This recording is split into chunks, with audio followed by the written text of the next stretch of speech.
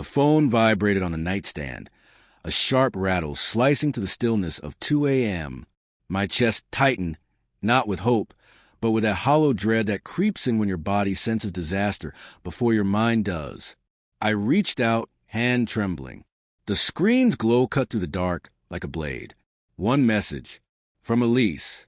I can't do this. The wedding's off. I'm sorry. The words blurred as the air seemed to vanish from the room. My lungs forgot how to breathe. I type a reply, fingers unsteady. My condolences.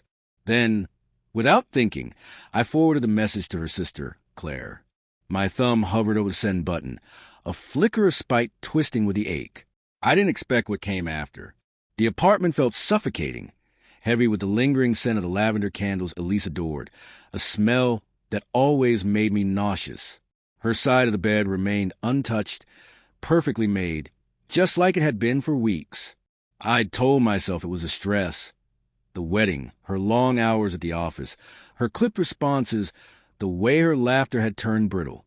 But staring at that text, denial finally cracked. This wasn't stress. This was betrayal, and I'd been too blind to see it. I started pacing across the hardwood, every creak echoing like a heartbeat. My mind replayed everything, moments I'd ignored, excuses I'd made, the way she shielded her phone, her work dinners that stretched past midnight, that unfamiliar perfume clinging to her coat. I'd brushed it all aside because love makes fools of us, convinces us that everything's fine, even as it falls apart. Then Claire's message came through. What the hell? Call me. When I did, her voice was a blur of panic and anger. She's been different for months, Nate. I thought it was nerves, but this isn't her. I wanted to believe that, to think Elise was just scared, but the hollow pit in my gut said otherwise. Claire's next words dropped like ice. She's been spending a lot of time with Ryan. Ryan, her co-worker, the one with the easy grin, and a handshake that lasted a little too long. My blood ran cold. I grabbed my keys and drove. The city lights smeared across the windshield, neon and shadow bleeding together. The radio hummed a love song. I shut it off. Silence roared louder.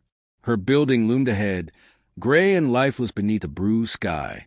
I didn't know what I'd say, only that I needed to see her, to know if she was still the woman I loved, or if she'd already become a stranger. The door to her apartment was slightly open, a thin line of light spilling into the hall. My heart thundered as I stepped inside. The living room was chaos. Wine glasses scattered, one tipped over, red bleeding into the rug. Her heels were kicked off near the couch. Beside them, a pair of men's loafers I didn't recognize. That same perfume, sharp, suffocating, hung in the air. My heart clenched, a fist in my chest. Elise! I called, my voice cracking. Silence. Then a dull thud from the bedroom. Each step toward the sound felt heavier, like wading through wet cement. The door was half open. She sat on the edge of the bed, hair tangled, eyes wide, caught between guilt and defiance. Ryan stood near the window, shirt half buttoned, his expression unreadable. Nate, she breathed, voice small, shrinking. You weren't supposed to be here. Clearly, I said, the words sharp as glass. Ryan didn't move, didn't speak, just watched me, unblinking, like I was the one trespassing. The room spun. The air thickened. I wanted to scream, to smash something, but all I could do was stand there, drowning in the ruins of us. Why? The word tore from me. Her lips parted, but nothing came out. She looked at Ryan, then back at me, and in that glance I saw it. The lies, the months of deception, the love we built unraveling thread by thread. How long? I asked, voice low and shaking. 6 months, she whispered. 6 months. Half a year of smiling at me while building a life with him. The ring I'd chosen with care, the vows I'd written, the future I'd imagined, all turned to ash. Ryan stepped forward, voice calm, almost patronizing. Nate, man, it just happened. We didn't plan it. I wanted to hit him, to wipe that rational tone off his face. Instead, I laughed, a raw, bitter sound that startled even me. Didn't plan it? I turned to Elise. Didn't plan to lie to me every day? To let me think we were okay? Her eyes filled with tears, but they didn't move me. They felt rehearsed. The last act of a dying performance. I still love you, she said softly. It was the cruelest thing she could have said. Love.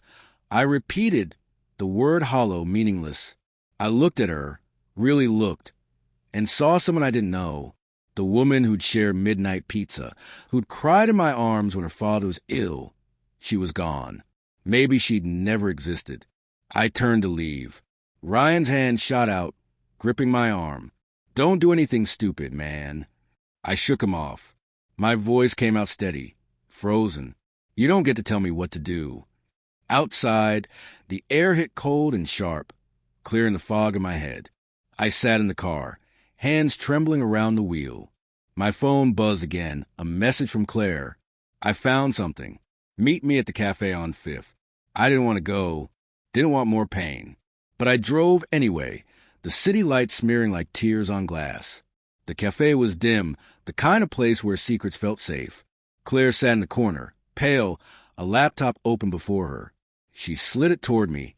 On the screen, an email thread from Elisa's account. Claire still had her old password. Dozens of messages, flirtations, promises, plans.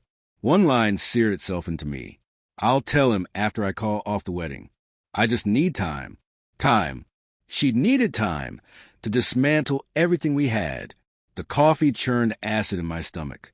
Claire reached for my hand, but I pulled away, too raw to be touched. She was going to string you along, Claire said, voice shaking. Make you think it was your fault. I said nothing. Couldn't. The betrayal wasn't just hers. I betrayed myself, ignoring every warning, silencing every doubt because I wanted to believe in her. Now the truth stood bare, a wound that would never heal. I got up, leaving Claire with her pity and her laptop. Outside, the rain had started, cold, relentless, soaking through my jacket. My phone buzzed once more. Elise, can we talk? Please. I stared at it through the blur of rain, then deleted it, and with it, the last piece of her I still carried. But just as I turned away, another message appeared. Not from Elise. From an unknown number. You deserve to know the whole truth. Meet me at the Pure. Midnight. My pulse stumbled. The whole truth. What could possibly be worse than this? And yet, I knew I'd go, because somewhere inside the wreckage, some foolish, broken part of me still needed answers. Even if they destroyed me.z.